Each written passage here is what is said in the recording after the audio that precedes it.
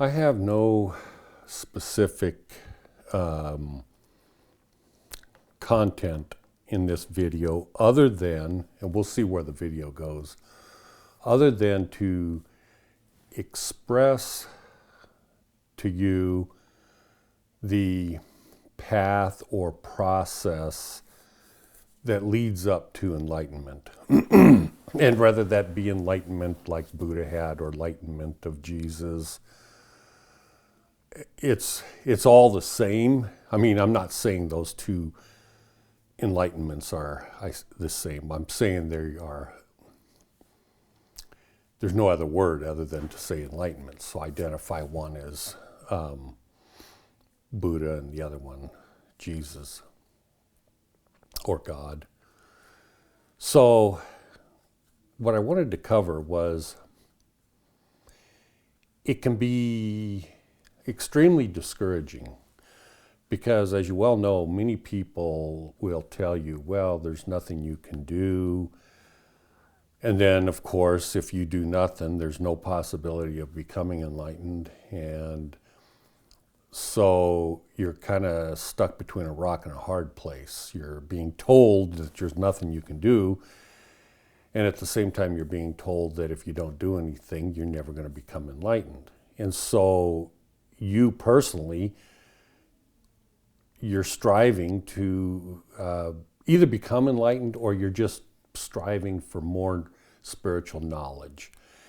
And you couldn't care less about enlightenment or whatever. You just want more spiritual enlightenment, more spiritual knowledge and wisdom.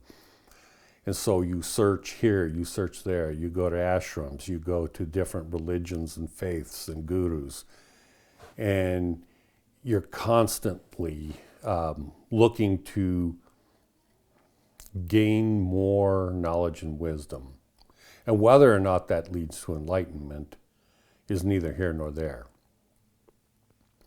But that is the process that everyone that's on this path travels, including you.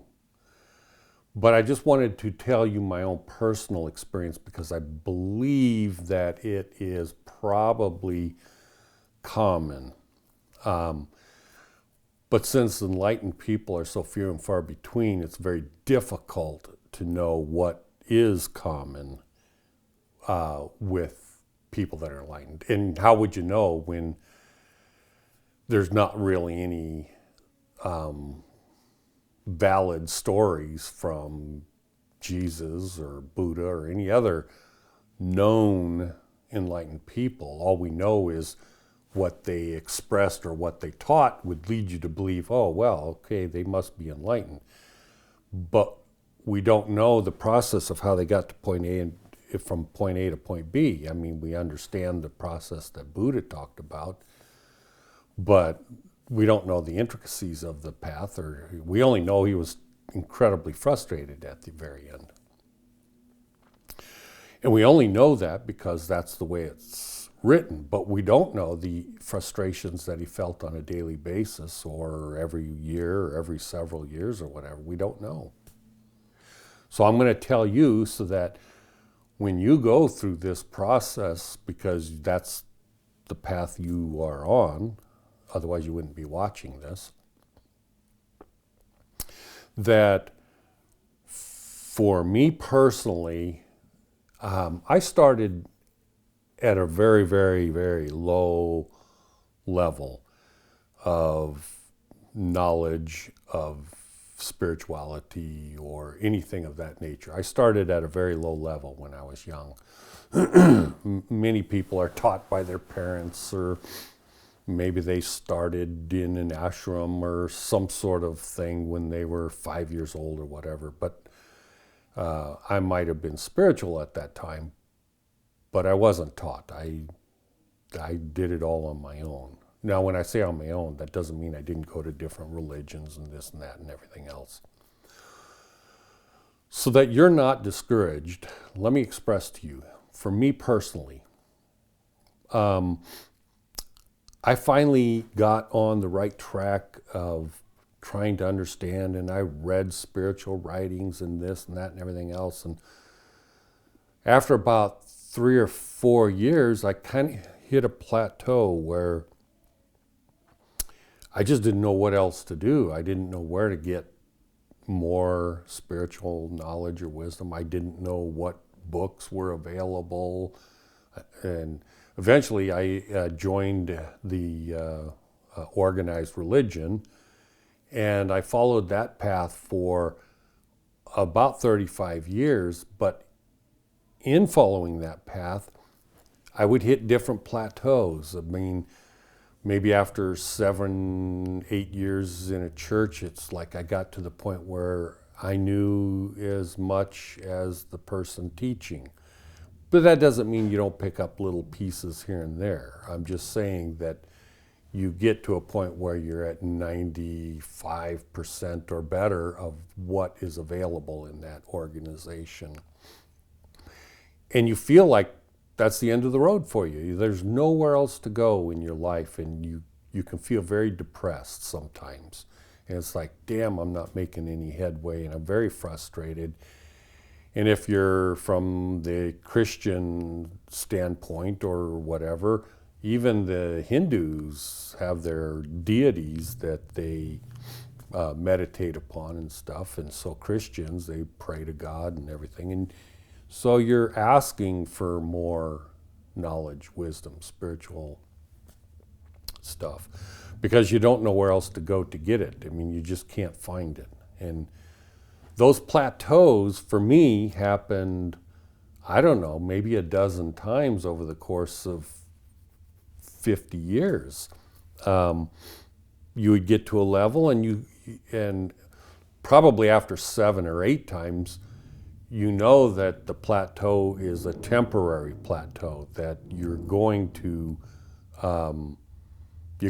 get out of that, and you're going to learn more. But this is why when they talk about enlightenment, there's nothing you can do, because you get conditioned after a while, because when you're in these plateaus and you can't go any further, you've reached the ceiling of what's available and you don't know where else to go, you just kind of have to wait on God. And then when I say wait, you're not waiting, you're doing everything that you can, but you're not the one that gets you out of that situation and into the next phase of learning. You're not the one that's doing it. It just kind of happens. And then when you get on that one, it's like everything is new and everything is coming at you really fast. And eventually, for me at least, towards the enlightened phase, the plateaus started becoming quicker, in between each other, meaning like maybe every 5 or 6 months, and then you think you hit a plateau, and then just it's almost like magical. You go on to the next level, and after you now, and the reason I'm bringing that up is because I don't want you to be frustrated when you get there. These plateaus sometimes can last years, and so that's where I don't want you to be frustrated. I mean, you can sit there not really gaining any knowledge. It doesn't matter how much you pray or fast or read or study or listen or whatever. You're not really gaining any headway, and it can become extremely frustrating. And that could last 4, 5, 6, 7, maybe 8 years, and I'm just guessing here. It could be an entire lifetime, but you will get out of it, and you will move on if you never give up, and you keep trying. But the interesting part about it is, you're not the one that puts you into the next level. Somehow, God does it. Somehow, it just happens. But it isn't going to happen if you're not putting forth 100% of your effort. Does that make sense? So there's no point in me going there anymore. Oh, and some people ask, well, is enlightenment the end all be all? There's nothing beyond that because you're enlightened. Well, no, that's not true. What enlightenment does is it realigns, all of these plateaus and everything, it realigns everything. And the problem is you hit these plateaus, okay, and you keep building and building and building until you're like, let's say you're at the ceiling, you're almost in that enlightened phase. And the problem with enlightenment is if you don't get here, you're not going to get here. So if you're not here, you're not going to get there. And it takes a hell of a lot to get from nothing to here. The problem with going from here to here, the hard part and why it's so monumental, is because from here to here, all of that stuff that accumulated to here has to be turned upside down and basically proven wrong. Everything you've ever been taught, not about love, but about the things that you thought were true and that you knew were true and everything else. I won't say it's not true, but what I will say is it isn't true the way you thought it was true.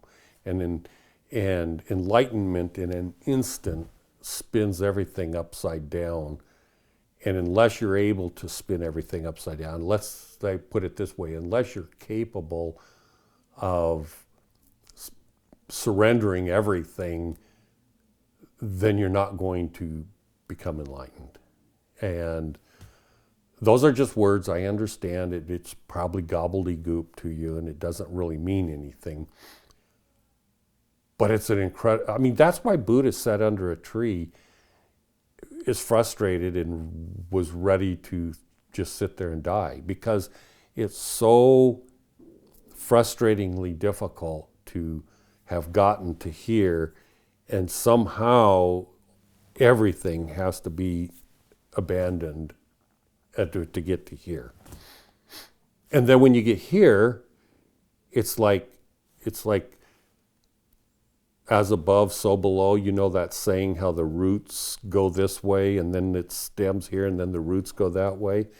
It's almost, maybe that's how that came about. I don't know, but that's what enlightenment does. It's like it takes all of that and flips it upside down, and then you start building it back, realigning everything to what it really means. Everything you thought from here down, everything you thought, you had it in your mind. That's what all this means. And the culmination of everything, you got right to here, and it's like, yes, I know everything. And then everything you knew is not true. It isn't correct. It's misaligned. And then it flips upside down, and then the rest of your life, you start, well, it's not the rest of your life. It's pretty quick, actually, to rebuild it back. But, I wanted to bring that up. The other thing I wanted to bring up is, just because I've heard this before, there's two other things I want to bring up. One is, and you'll hear this about Jesus, Buddha, whatever, Lao Tzu is very common. You hear it about Lao Tzu. And that is, well, this is a mythical character. We don't even know if that character existed. Don't fall into that trap, because it's like, just don't fall into that trap. That's just stupid and ignoramus, because it doesn't matter if Jesus existed. It doesn't matter if God exists. It doesn't matter if there's no such thing as Buddha. None of that matters, because if you're on the right track, you're not focused on these individuals. Who cares? I don't care if Lao Tzu never existed, because that's not what's important. What's important is what Lao Tzu wrote. What's important is the philosophy that exists. I don't care If a pregnant cow wrote it, that means nothing, because it's you take what is written is what's important. It doesn't matter if Jesus never existed. What matters is what's attributed to this fictitious character. And I'm not saying Jesus is fictitious, but what I'm saying is if people want to trap you into these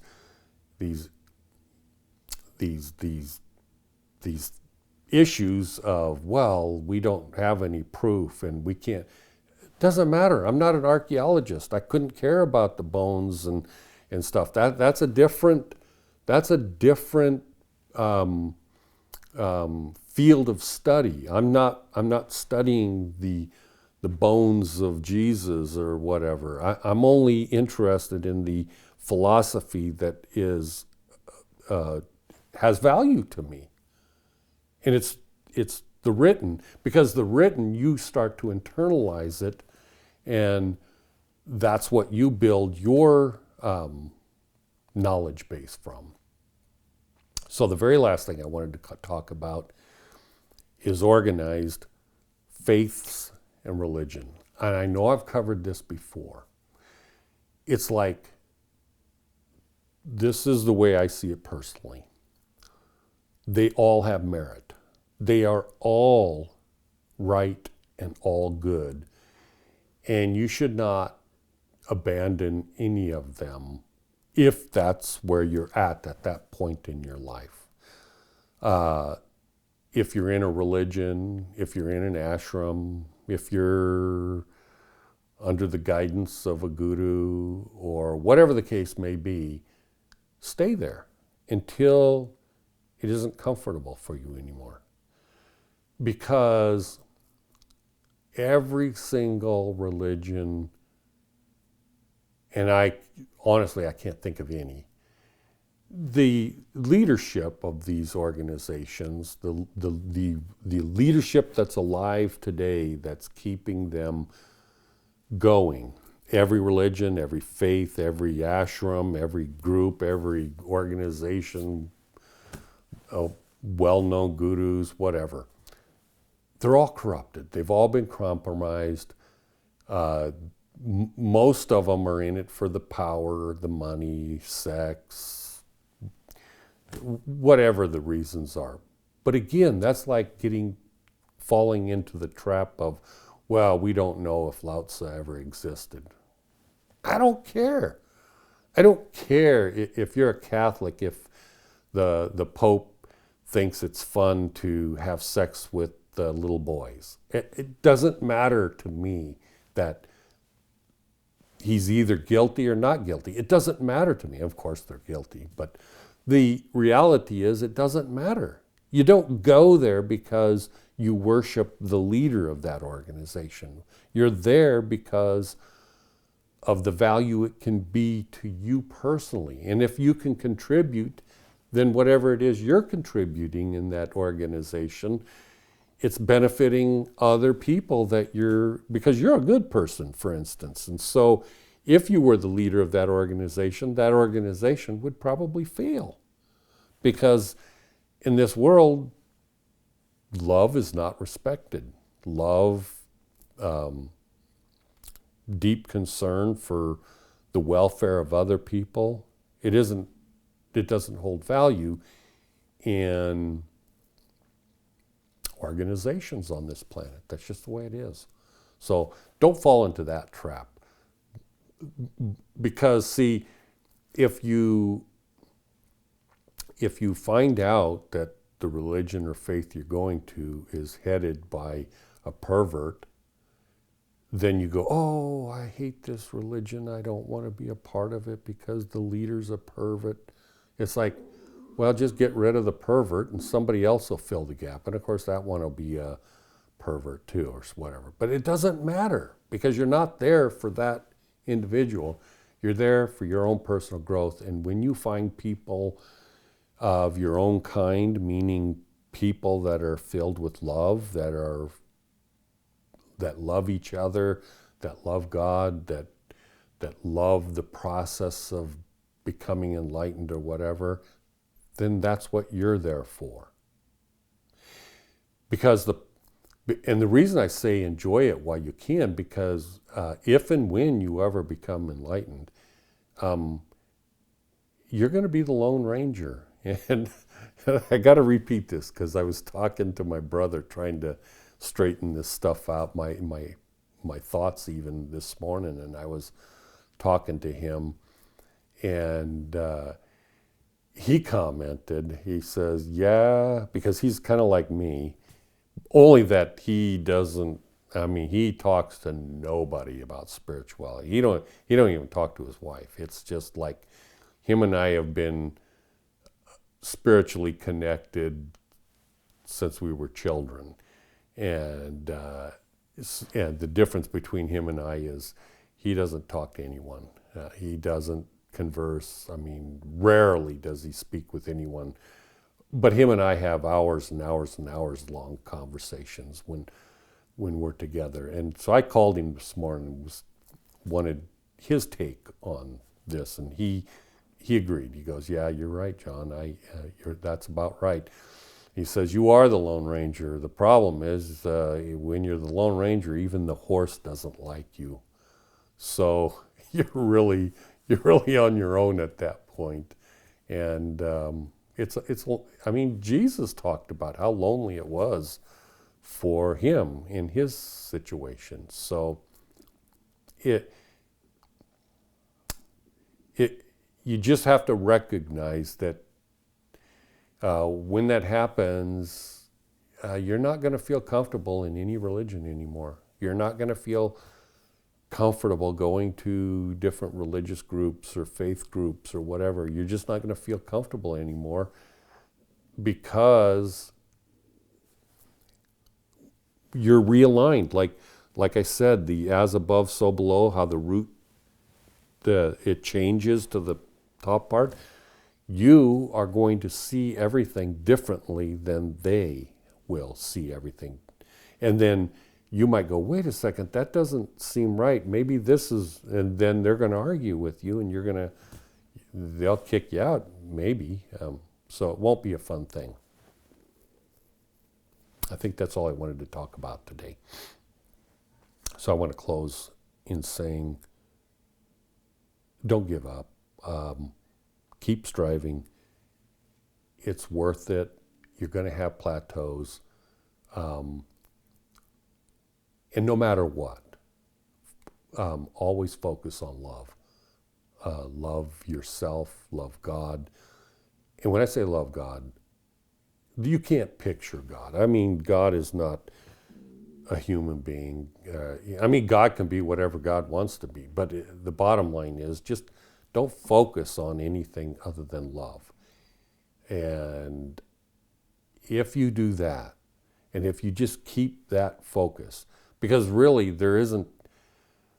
when you get to that turning point, the only thread of truth that comes from the bottom that carries through to the top, the only thread of truth that is untarnished and doesn't change is love. That is the only thing that carries through. Everything else is realigned.